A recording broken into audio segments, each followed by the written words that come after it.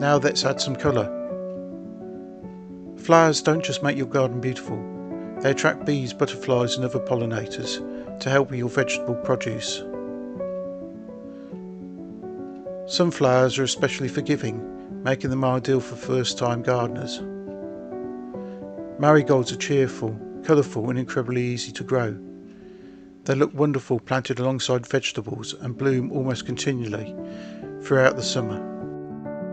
Petunias are another classic choice, available in almost every colour imaginable.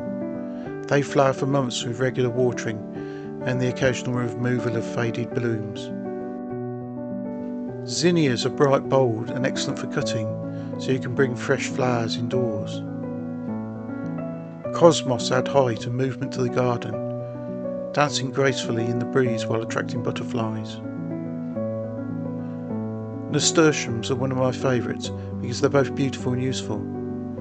The colourful flowers and peppery leaves are completely edible and make wonderful additions to summer salads. Lobelia is perfect for containers and hanging baskets, producing delicate cascades of blue, white or purple flowers all summer long. And if you're looking for a lovely scented edging plant, try sweet alyssum.